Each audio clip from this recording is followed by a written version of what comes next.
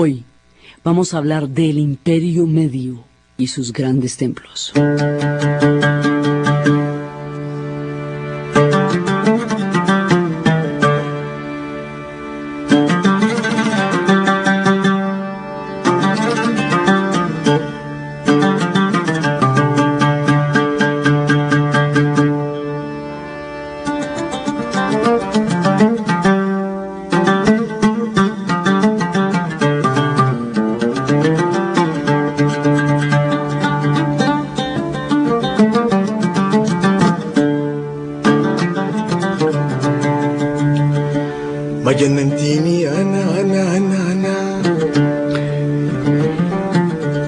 Pasada la grandeza del tiempo de las pirámides, pasados los monumentos de la antigüedad de la primera parte, el imperio antiguo va a durar 9 dinastías, 900 años, y va a sentar las bases para lo que va a ser toda la historia de los egipcios.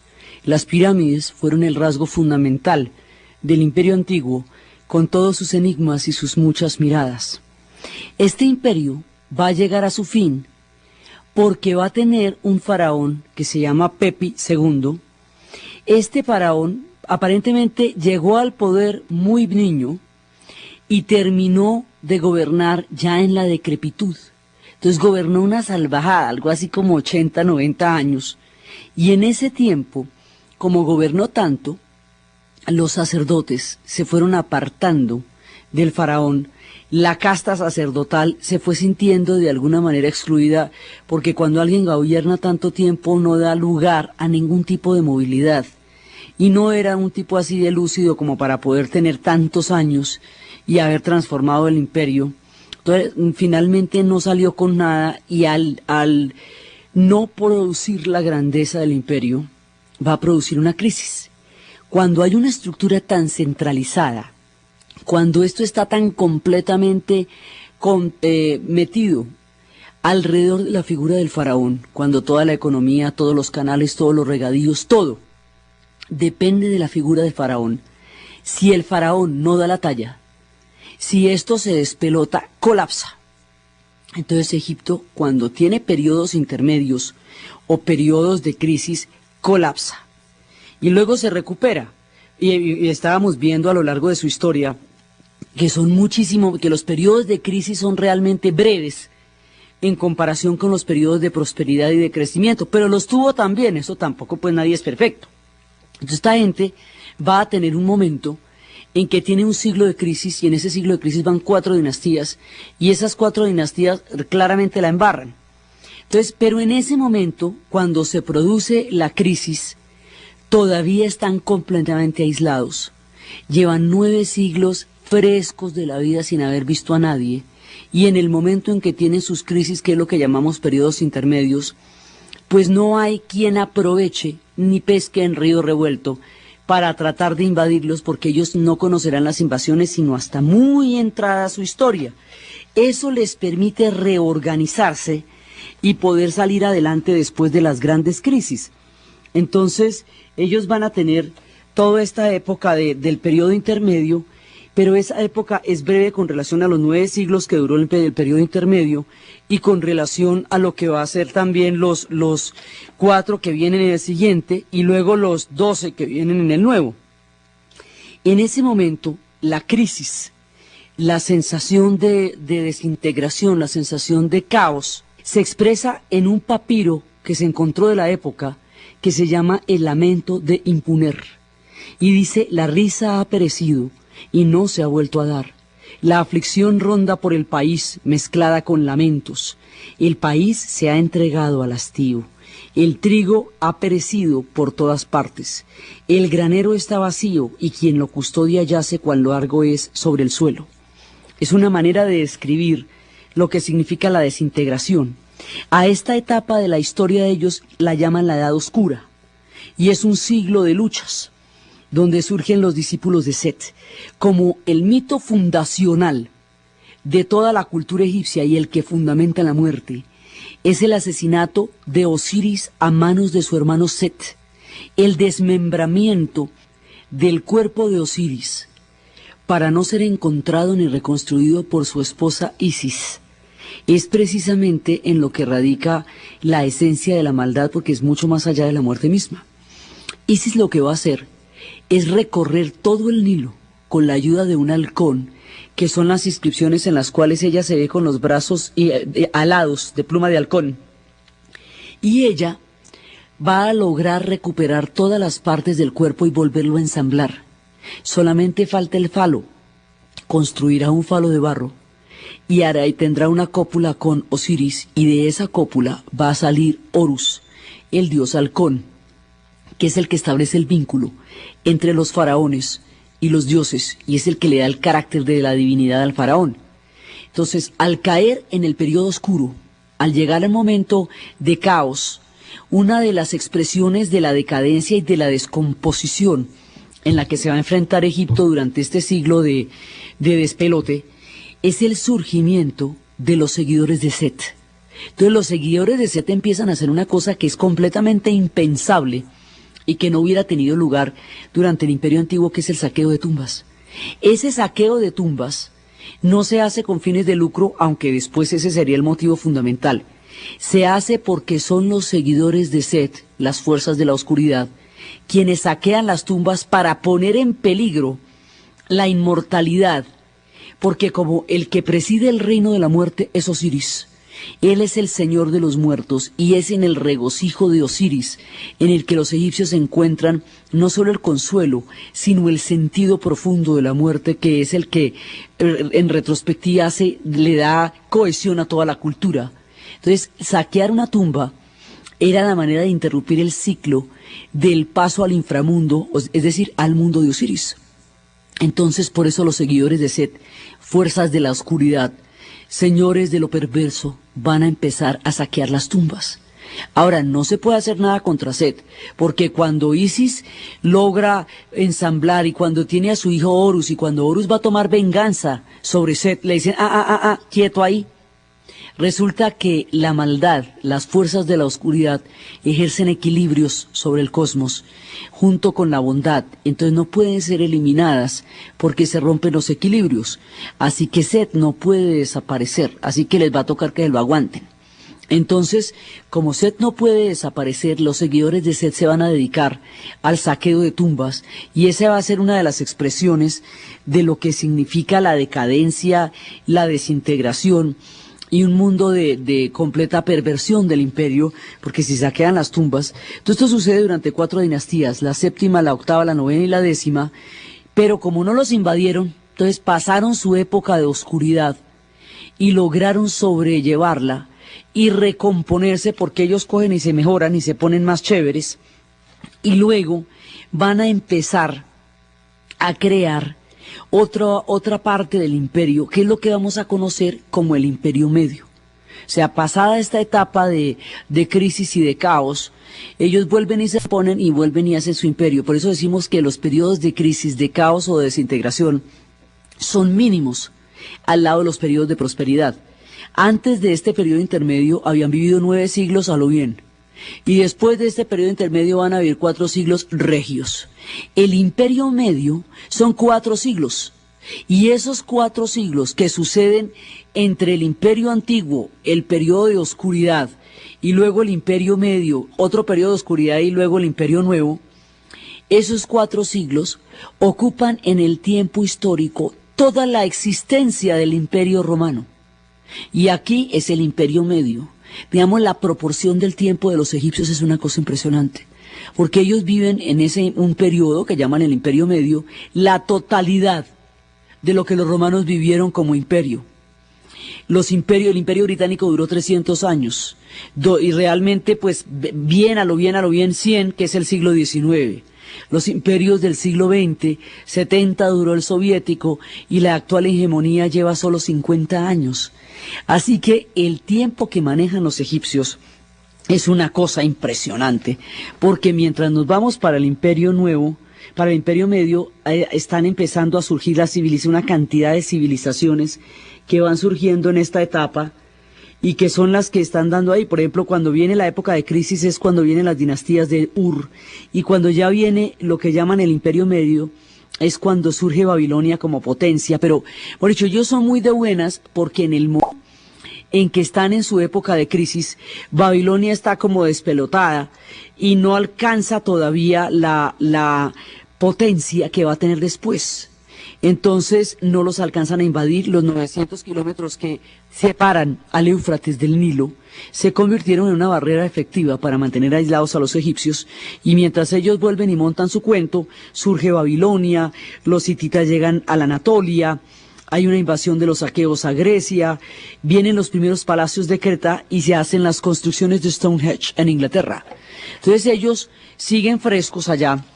Y el Imperio Medio, esto que llamamos el Imperio Medio, que va a ser la siguiente etapa después de que se recompongan, ese Imperio Medio es en el año más o menos 2040 a 1786 antes de Cristo. Eso va a quedar alrededor de Amón. Amón va a ser el dios alrededor del cual se revitaliza, se vuelve a dar toda la maravilla de lo que va a ser el Imperio Medio. Entonces, la ciudad se llama Nume, que significa ciudad de Amón, es básicamente una ciudad de Amón, y en la Biblia la llaman No, y muchos siglos después los griegos la van a llamar la Diápolis Magna, o la gran ciudad de los dioses, y uno de ellos le dio pereza a ponerse en toda esa cosa y la llamó Tebas, porque como esto lo sabemos por los griegos. Los griegos tienden a llamar las ciudades como se llamaban las suyas y a ver las cosas como se veían las suyas. Bueno, no solo los griegos, pero como son la fuente.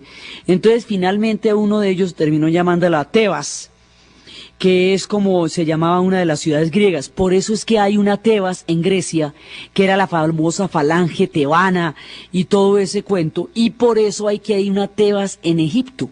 Esta Tebas en Egipto va a ser una ciudad importantísima durante el Imperio Medio, y más noche, mucho más noche, cuando lleguen los árabes, la van a rebautizar Luxor, que es como hoy día se le conoce, ese famoso Valle de Luxor. Entonces, ese Luxor de hoy día es el Tebas de la antigüedad, que en realidad es como los griegos le dicen a Diápolis Magna, la ciudad que ellos llamaron así, y que los egipcios la llamaban Nume, en honor al dios Amon-Ra. Eso es lo que va a ser así importante. En el Imperio Antiguo, la ciudad más importante era Memphis. Y Memphis sigue existiendo, pero ya no va a perder la importancia alrededor de Tebas. Memphis, que fue la ciudad que fundamentó todo el Imperio Antiguo, durante la época de las pirámides y todo eso, de ese nombre de Memphis van a nombrar la capital de uno de los estados más atrasados en el tiempo y en la cultura de los Estados Unidos, que es el estado de Tennessee, del profundo sur, y allá le van a poner Memphis por los antiguos egipcios, sin absolutamente más de su legado que la fonética de una ciudad que queda en el profundo sur. Entonces, ahora, en nuestro tiempo de relato, el que va a ocupar la importancia es la ciudad de Tebas. Y en la ciudad de Tebas esto se va a poner buenísimo, porque esa es la ciudad de Amon-Ra, y esto ya empieza a ser un segundo aspecto, y ya empieza el apogeo del Imperio Medio, que eso es en la dinastía 13, y esto va a durar todas las 4, entonces ahí viene una edad de oro. Y en esa edad de oro, porque otra vez se ponen fantásticos, ellos superan las crisis y ya hay todo bien y se ponen fantásticos. Y cuando se ponen fantásticos se ponen pero tremendos, de toda tremenditud. Entonces esa va a ser la edad de oro de la literatura y van a empezar a surgir los temas. Los cuentos de los dos hermanos, del cual se va a fundamentar las 1001 noches, la leyenda de José, una cantidad de cosas que dicen: en los cuentos vas a encontrar historias formidables que te sumergirán en mundos donde rigen soberanos poderosos y dioses extraños.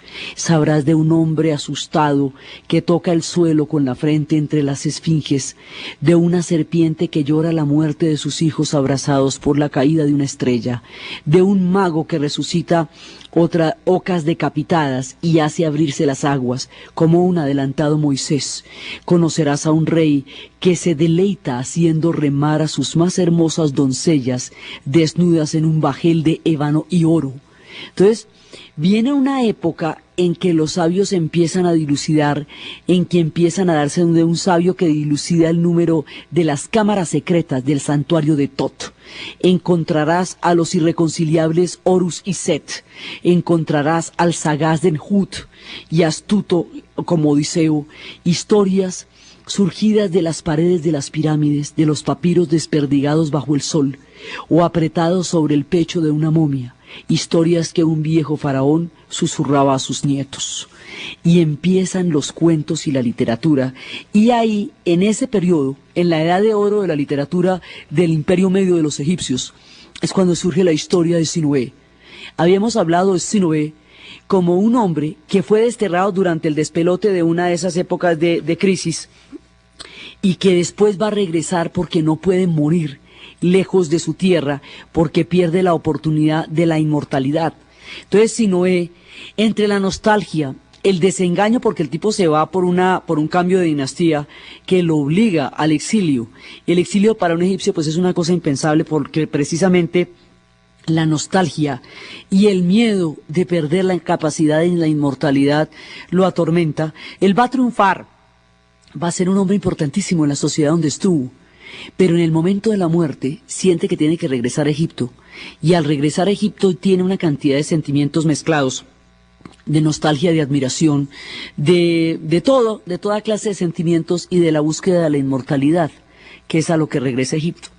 De ese cuento, fichado en esa época del Imperio Medio, es que Mika Waltari va a escribir una novela que es la que hemos dicho que es la novela más tesa que se ha escrito sobre los egipcios, porque es una investigación de más de 10 años, y esto no es ni un bestseller, ni un guión de Hollywood, esto es una magnificencia de la recreación más fidedigna del mundo de los egipcios, y tiene un capítulo de la Casa de los Muertos donde se describe de manera cotidiana todos los ritos de embalsamamiento y cómo la gente que estaba metida en eso olía durante meses porque estaba permanentemente en contacto con los cadáveres, y cuenta de las historias y de las ambiciones, y como toda gran obra literaria termina hablando como siempre de las pasiones humanas y captándolas de una manera eterna como son las pasiones humanas. Esta novela, que es una maravilla, de Mika Waltari, empieza recreando los sentimientos de lo que Sinué experimentó en el momento de regresar. Dice: yo, Sinué, hijo de Senmut y de su esposa Kipa, he escrito este libro, no para cantar las alabanzas de los dioses del país de Kemi, porque estoy cansado de sus actos. Escribo para mí solo, no para halagar a los dioses, no para halagar a los reyes, ni por miedo del porvenir, ni por la esperanza. Porque durante mi vida he sufrido tantas pruebas y pérdidas que el vano temor no puede atormentarme. Cansado estoy de la esperanza en la inmortalidad, como lo estoy de los dioses y de los reyes. Es pues para mí solo para quien escribo, y sobre este punto creo diferenciarme de todos los escritores pasados y futuros.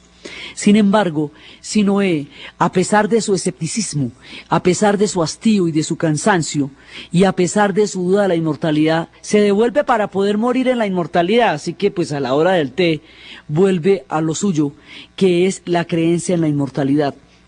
De la mano de Sinué se puede hacer un buceo profundo, apasionante e inmortal en la tierra de lo que fue la vida cotidiana de los egipcios y en los nidos de donde brotan las más profundas pasiones humanas.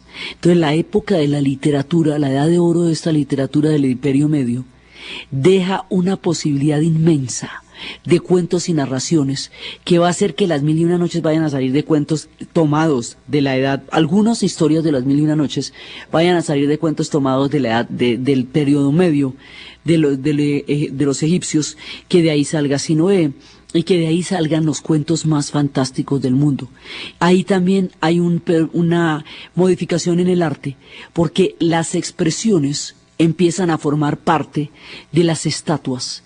Entonces las estatuas hechas a los faraones, estas estatuas de esta piedra negra del basalto, gigantescas y majestuosas, empiezan a tener expresión de fatiga, de miedo, de arrogancia, de poder, cuando empiezan a darse las expresiones en los rostros, cuando se ven reflejados los sentimientos humanos, estamos hablando de estatuas hechas en el periodo medio, porque es en el periodo medio donde se va a trabajar la emotividad en la piedra, y se va a transmitir de esa manera, no la impasibilidad de criaturas más allá de todas las emociones, sino al contrario, las emociones que hacen humanos a los más divinos y sagrados de los faraones.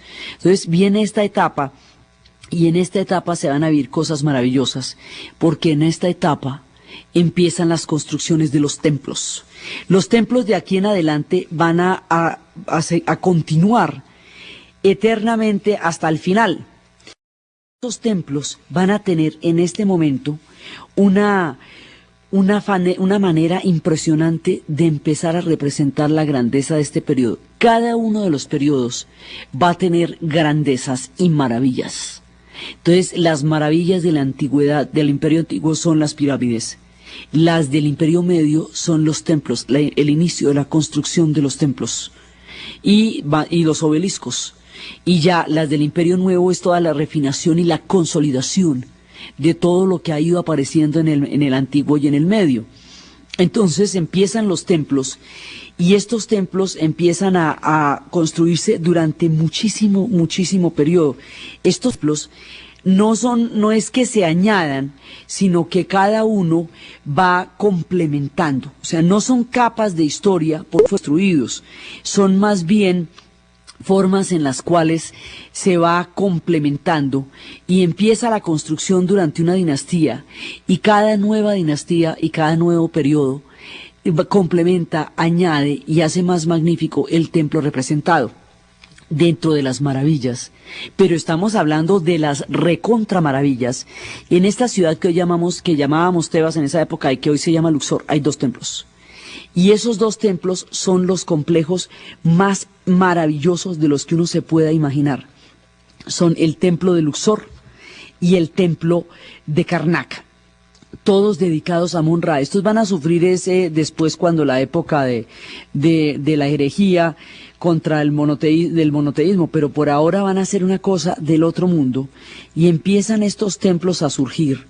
Y los templos de Karnak están a 3 kilómetros uno del otro, y hoy todavía están a pesar del tiempo, están en toda su magnificencia. En los templos están las inscripciones de todo lo que ha pasado. Son los templos de Amón-Ra, y es el testimonio del paso que ellos erigieron a la gloria de Amón-Ra, es el harén meridional de Amón, y son templos gigantescos, que cada uno de ellos va llevando a la gloria como su manera de mostrar que está contribuyendo. Y esos templos están unidos, el templo de Luxor y el templo de Karnak, están unidos por unos dromos empedrados, y tienen calles completas, o sea, calles completas de esfinges con cabeza de carnero, que después se sustituiría con cabezas humanas. Y esto todavía pues sigue teniendo muchísimos enigmas, como todo lo de ellos, y hay toda una avenida de esfinges, que es la entrada del templo de Luxor, con un pilar gigantesco que es el que levantó Ramsés II. Después vamos a ver cómo Ramsés II es pues el bestseller de ellos. Con un pilar gigantesco que llamamos los pilones, que tienen más de 65 metros y que dejan a todo el mundo impávido, así, una cosa impresionante. La descripción de estos templos, las teorías acerca de qué significan o cómo son los proyectos de construcción de estos templos, la magia que hay en ellos, lo sagrado, el testimonio de la inmortalidad y la devoción que estos templos han inspirado en personas del futuro.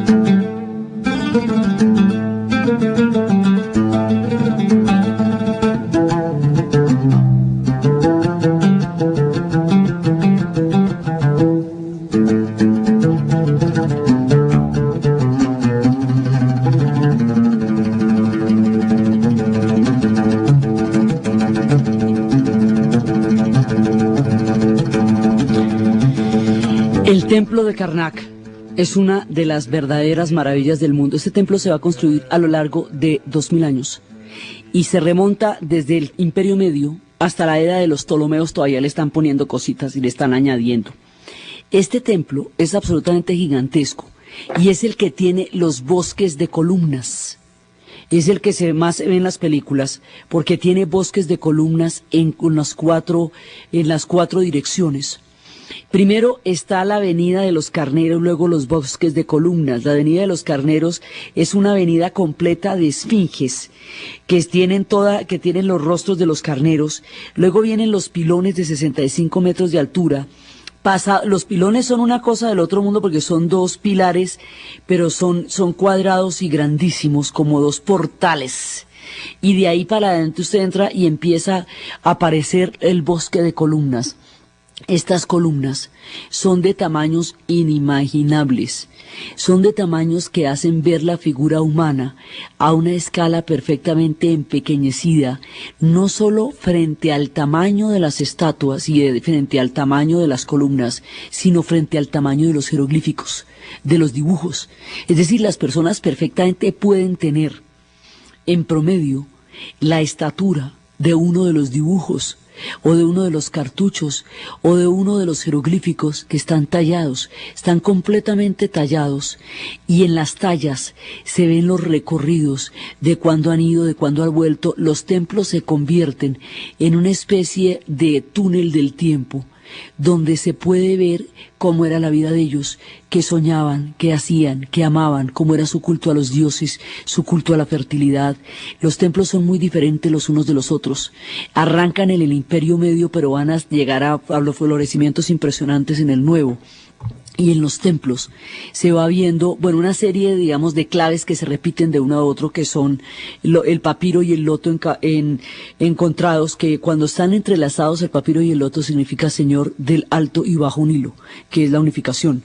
La doble corona de la serpiente con la parte de arriba, esa que también implica Señor del Alto y Bajo Nilo.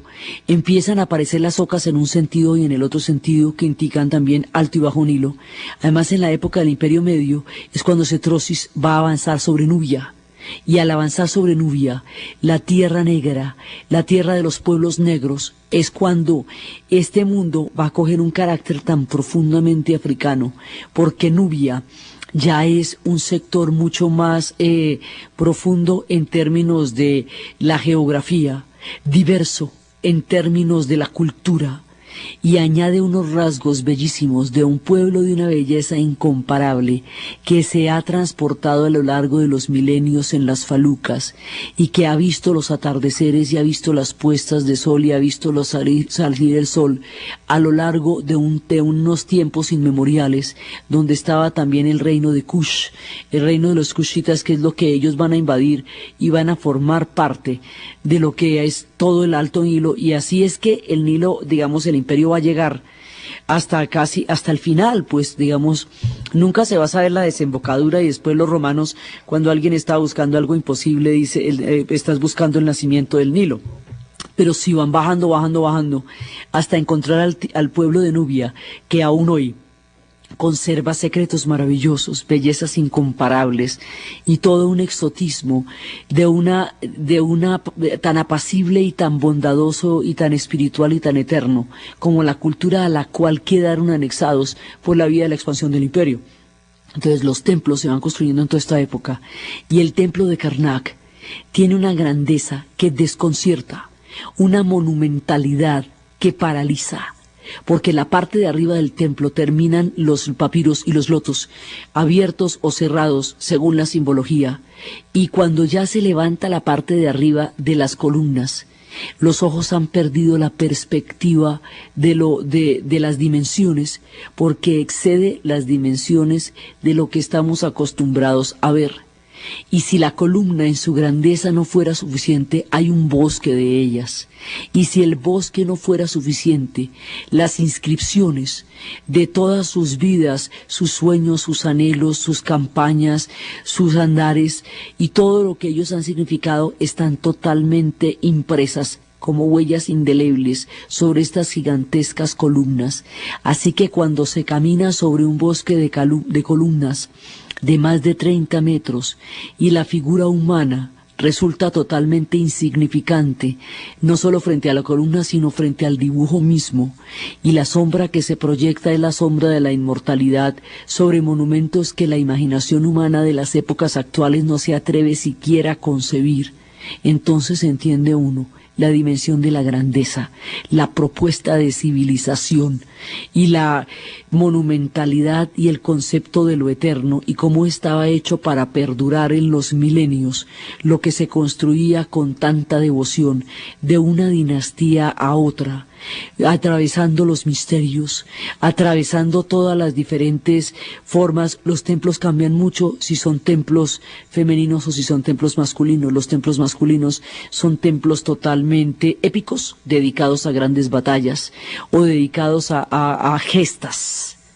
Los templos femeninos son cotidianos. Tienen ya una mirada de la fertilidad y del trigo y de la cosecha. Este templo de Karnak, que es uno de los templos más, digamos, es el complejo de templos más grandes que existe en todo el mundo, y eso que tenía un par de obeliscos, porque es que esto lo han saqueado, con todo lo que se han llevado, esto sigue siendo absolutamente maravilloso. ¿Cómo vería?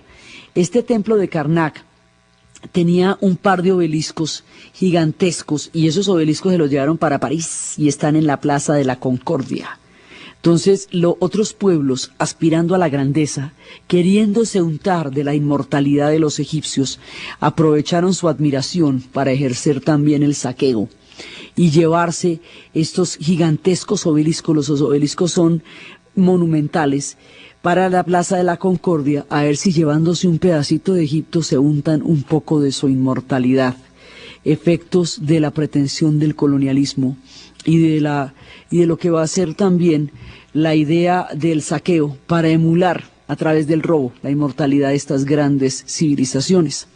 Entonces van a quedar allá y hay una cantidad, todo este complejo de templos, en Karnak va a haber un lago grandísimo, es un lago sagrado que es donde está el gran templo de Amón con los obeliscos de Tutmosis y más adelante Hatshepsut. Entonces esto, a medida que va pasando el tiempo, le van a poner cada vez más obeliscos, le van a agregar un lago, le van a completar los corredores, le van a poner más esfinges, o sea, cada uno se esmera y van pasando los siglos. Entonces arrancamos en el Imperio Medio, pero esto en el Imperio Nuevo todo el mundo le va a meter mano, y al meterle mano todo el mundo lo van haciendo cada vez más grande, cada vez más grandioso, cada vez más maravilloso, hasta que queda literalmente del otro mundo. Y la sensación de haber visto el templo de Karnak no tiene ninguna comparación con nada que se haya visto e imaginado jamás, por mucho que se les haya visto en documentales, porque la tridimensionalidad, la energía y lo sagrado que inspira esto no es transmisible a través de la lente. Entonces, hay quienes dicen, bueno, que efectivamente la versión histórica y la versión arqueológica es que este templo fue construido a comienzos del Imperio Medio y que fue completado a lo largo del Imperio Nuevo, y que cada uno de los nuevos faraones que vendrán en el Imperio Nuevo, en el tiempo de Ramsés y de Hatshepsut, va a poner lo suyo, va a dejar su huella y su testimonio de adoración a los dioses. Esa es la versión histórica, arquitectónica y arqueológica que ha rastreado desde el origen hasta la actualidad y hasta el tiempo de los Ptolomeos la construcción del templo de Karnak y el Luxor. Pero hay una versión que dice que estos templos, y particularmente el de Karnak, obedecen no a la egolatría de los futuros gobernantes, no al testimonio de adoración y penitencia a los dioses como una manera de mantener su paso sobre la tierra y a la vez elevar a los dioses su plegaria, sino que obedecen a un plan deliberado, calculado desde el principio como una especie de plano sagrado, que desde el principio el templo de Karnak tenía un plano perfectamente delimitado que diría hasta dónde tenía que ampliarse, de qué manera, dónde quedarían los lagos, cómo cambiarían las esfinges, cómo se harían los obeliscos, cómo se situarían los pilones, y que lo que hicieron los faraones fue completar el plan tal y como estaba concebido desde el principio de los tiempos. Entonces, en lugar de poner su testimonio para darse importancia frente al templo de Karnak, lo que hicieron fue seguir un plano perfecto hasta construir una maravilla inimaginable. Esa es otra de las versiones. Entonces, como entre la egiptología hay las locuras, digamos, hay los frenesis más grandes, ahí construyeron una mezquita que data del siglo XII, y esa mezquita es muy importante. Existe una, digamos, desde el punto de vista de lo sagrado, debajo de las mezquitas no se puede excavar. Entonces, muchos de los secretos de Karnak están debajo de la mezquita, que se encuentra en el centro del gran complejo de templos de Karnak. Pero no la puede tocar nadie porque eso es sagrado para el Islam. Egipto hoy día es un país islámico. Entonces eso ha desatado siempre una pelea entre los egiptólogos y entre los islámicos, porque los egiptólogos consideran que ese templo nunca debió haberse hecho ahí, y es una costumbre humana colocar monumentos sobre los otros dioses cuando llegan los nuevos. Entonces ahí está la mezquita con todos sus interrogantes, y desde ahí se imparte el llamado a la oración, y alrededor de la mezquita está el complejo de Karnak. Karnak es tan grande que usted puede coger una catedral gótica y ponerla en la mitad del templo y le cabe suavecito, sin problema. O sea, le caben 2, 3 catedrales góticas de las más grandes de Europa, le caben en Karnak y siguen apareciéndole carneros al lado y lado. Es de una proporción completamente inimaginable, aún para las épocas de hoy donde se conocen ya los rascacielos y los complejos gigantescos. Nada se compara al templo de Karnak. Y esos templos dan la dimensión de la grandeza y de cómo los egipcios se recomponían de sus crisis para fortalecerse y salir ante la historia más magnificentes, más inmortales y más eternos que nunca. Por eso sus colapsos duraban poco y sus maravillas y sus esplendores duraban tanto, porque su concepción de la vida y de la muerte siempre era más fuerte que sus crisis. Entonces, en esa época de los templos van apareciendo, y de aquí para adelante los templos van a aparecer permanentemente en nuestro relato. Aquí estamos presentándolos, pero se nos van a aparecer más adelante con los templos de Hatshepsut, los de Akenatón, toda la cantidad de cosas que van a pasar y de cómo las huellas teológicas de todo lo que sucedió van a quedar en los templos. Y en esta época aparece un templo que es el templo de Abidos. Ese templo de Abidos es un dedicado a Osiris y a Amón-Ra. Es un templo de Osiris y es un templo de Amón-Ra. Y ese templo está ligado a una historia particularmente llamativa. Así como Schliemann tuvo un alemán la locura de ir a descubrir a Troya y se fue Ilíada en mano a pararse sobre el terreno y se consiguió una esposa griega y tuvo sus hijos Agamenón, Clitemnestra, Priamo y todos los griegos, así como él, y la descubrió a punta de desentrañar los versos de Homero. Así va a haber una mujer que se llama Dorothy, como la niña del mago de Oz. Dorothy Lewis Eady tenía 3 años, nació en 1904. Cuando tenía 3 años, Dorothy se cayó de las escaleras y el médico de la familia la declaró muerta. La familia estaba intentando digerir, en medio del dolor, semejante noticia tan aterradora. 70 minutos después de que el médico bajó ante los familiares para anunciar la muerte de Dorothy, vuelve a su habitación y en lugar de encontrar el cuerpo inerte de Dorothy, encuentra a la niña jugando normal, a lo bien. Entonces dice, bueno, ¿y aquí qué pasó? Entonces, a partir de ese accidente, que aparentemente le provocó la muerte, pero ella volvió, ella empieza a tener sueños permanentes, sueños, dicen que los egipcios le devolvieron la vida, sueños de un lugar a donde ella pertenece, y dice, yo quiero volver a casa, yo quiero volver a casa. Esto es en Inglaterra, y pues como si no fuera la casa, su casita de Londres donde ella vive. Obsesionada con esto, más adelante va a tener un episodio. Primero la van a llevar al Museo Británico, que es donde está, pues imagínense, ya hemos visto, todo lo que se han llevado está allá, y en la otra parte está en París, y la otra en Alemania. Y estando allá, ella se dirigirá, siendo una niña, a los sarcófagos, con todo respeto, y los va a saludar con unos saludos especiales. Entonces todo el mundo queda pero asustadísimo de la comunicación de ella con los sarcófagos. Un día sale una foto en el periódico del templo de Abidos y ella empieza a decir, esa es mi casa, yo pertenezco allá.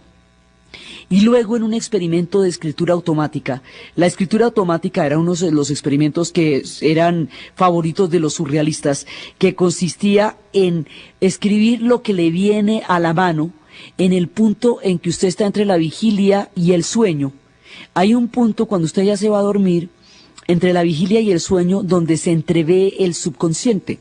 Entonces la escritura automática es la escritura inconsciente de lo que está en lo más profundo de la mente, y eso lo utilizaban mucho los surrealistas para sacar de ahí el material para su trabajo literario impresionante. Un experimento de esos lo hizo esta mujer, Dorothy, pero en lugar de escribir en alfabeto latino, le salió en jeroglíficos. O sea, su inconsciente producía los jeroglíficos. Entonces esta mujer, enloquecida con las visiones y sin poder entenderlas, se consigue a los 30 años un pasaje en barco para el Cairo, porque si no, mejor dicho, o llega o se muere, y se va para Egipto y se casa con un egipcio y tiene un hijo. El hijo se va a llamar Seti, porque ella dice que el faraón Seti es el que le ha estado inspirando las visiones, las escrituras y todo. Y se va a llamar Seti su hijo, y como ella es la mamá de Seti, los egipcios la van a llamar Om Seti. Om Seti es como se conocerá para la historia y para la egiptología Dorothy. Ya no será Dorothy Lewis Eden, será de aquí en adelante Om Seti. Ese será su nombre egipcio. Om Seti va a estar allá, va a trabajar con ellos. Ella está involucrada con los egipcios desde mucho antes de llegar, inclusive apoyó los procesos de independencia de Egipto contra los mismos británicos, siendo ella inglesa, lo cual quedaba complicado, estando ella en Inglaterra. Y luego va a llegar allá y se va a comprometer con los egipcios, pues los conocía desde chiquita, y va a ser funcionaria de egiptóloga pagada por el gobierno de los egipcios. Y ella allá, en un momento dado, se va a separar de su esposo, y su hijo crecerá y ya se habrá ido. Om Seti se va para el templo de Abidos.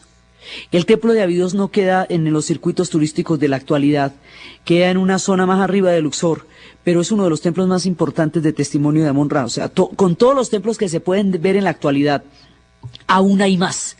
Y con todo lo que se sabe, aún se ignora. Y con todo lo que se ha visto, todavía no se ha visto ni la mitad. Por eso es tan fascinante. Esta mujer va a quedar atrapada de tal manera por la fascinación de los egipcios. Desde ya ella lo sabía. Cuando llega al contacto donde su espíritu habitó, se encuentra en plena posesión de lo que es el sentido de su vida. Y va a reconstruir ella sola, piedrita por piedrita, todo el templo de Abidos. Piedrita por piedrita quiere decir no los bloques gigantescos, sino la cantidad de inscripciones que hay en el piso desperdigadas. Entonces ella va a coger cada una de esas inscripciones, las va a pegar a los bloques, en el sentido y en el orden en que estaban en el tiempo que se construyó, 3.000 y 4.000 años antes, de acuerdo con las instrucciones que a ella le estaba dando el faraón Seti para hacer eso, inspirada por Osiris, y bajo las instrucciones del faraón Seti, reconstruye el templo de Abidos a lo largo de 30 años. Esta mujer le va a dedicar toda su vida a eso, y después de que llegue a Abidos, casi no va a salir de allá. Va a vivir en una casita pequeñita donde se levanta todos los días a reconstruir el templo con la paciencia y con la metodicidad con que reconstruyeron Alemania las mujeres, que cogieron bloque por bloque, lo pulieron, lo pegaron y reconstruyeron así ciudades enteras como Bremen o como Kassel durante los tiempos de la Segunda Guerra Mundial. Cuando la guerra se perdió y toda Alemania quedó destruida, las mujeres cogieron cada uno de los bloques junto con los niños, cogieron los bloquecitos de piedras, los pulieron, los pegaron y reconstruyeron y levantaron ciudades enteras, ellas solas y sus hijos con sus manos, hasta hacer posible lugares donde habitar después de la hecatombe total. Con la misma metodicidad y con la misma, con el mismo trabajo y con el mismo frenesí, Om Seti va a reconstruir el templo de Abidos, y todas las inscripciones y todos los jeroglíficos y todos los relatos y todas las narraciones. Om Seti sabe exactamente cuándo va a morir, y ha pedido que se le coloque en un lugar, que se le entierre en un lugar especial, donde el sol la cubra cuando entren los equinoccios del año, lo mismo que hacen con las cuatro estatuas del templo de Ramsés II en Abu Simbel, que en los equinoccios alumbra 3 de los 4 dioses, porque el cuarto es el dios de la oscuridad. Ella sabe cómo es eso desde el Santo Santorum y ha dado las instrucciones de que la entierren allá.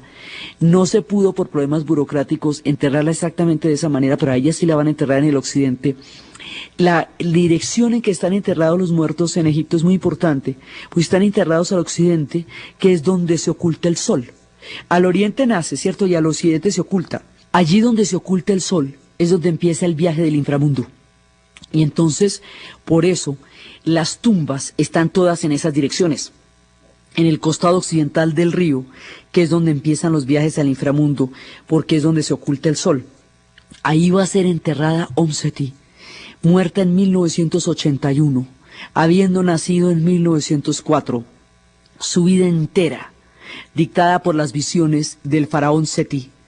Su viaje a Egipto, una de las egiptólogas más importantes y gracias a las cuales se ha conocido la mayor cantidad de información, es esta mujer, llevada por las visiones desde su tierna infancia, perteneciente a otro tiempo, a otra vida, a otro lugar remoto, que le da la posibilidad de terminar con sus manos obras destruidas por el tiempo y hacer visibles rasgos que la historia y el olvido habían borrado.